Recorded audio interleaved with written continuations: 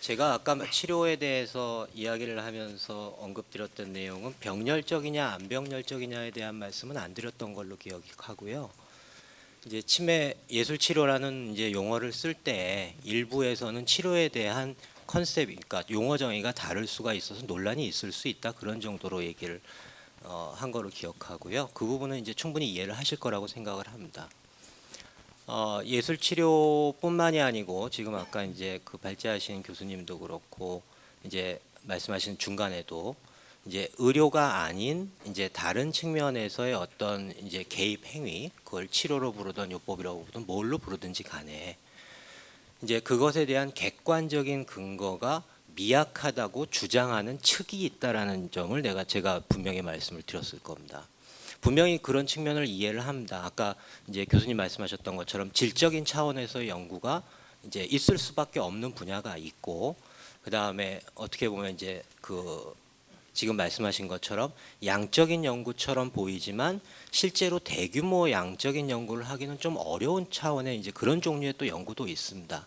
그러니까 우리가 객관적인 근거라고 이야기를 할 때는 그 주제가 어떠한 주제이고 그것을 연구하기 얼마나 어렵기 때문에 이제 어느 정도까지 선에서 객관적인 증거를 확보할 수밖에 없느냐가 이제 굉장히 중요하거든요.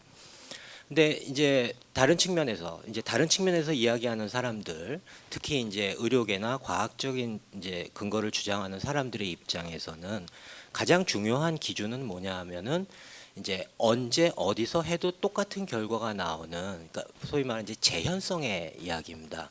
그 재현성이 가능하기 위해서는 아까 말씀하셨던 남양주에서 했던 프로그램이 남양주가 아닌 다른 지역에서 해도 똑같은 결과가 나와야 되고, 그 다음에 또 한 가지는 그런 개입이나 치료 효과를 받은 사람이 그런 치료를 받지 않은 사람에 비해서 얼마만큼 좋아지는지, 그리고 그 치료법을 본인이 선택하는 것이 아니고 무작위로 선택을 당했을 때 또 어떤 효과가 나오는지. 지금 우리 이제 치매에 대해서 치료제, 건강보험공단에서 인정을 해주는 치료제라는 치매 치료제라는 인지기능 개선제들은 대부분 그런 이제 이중맹건법이라고 이야기하는 이제 높은 수준의 양적인 연구 결과를 갖고 있는 것들입니다. 이제 그런 것들만이 이제 객관적이다라고 생각하는 사람들의 입장에서는 상대적으로 이런 쪽에 대해서는 근거가 미약하지 않냐라는 얘기를 할 수밖에 없는 입장이 존재한다.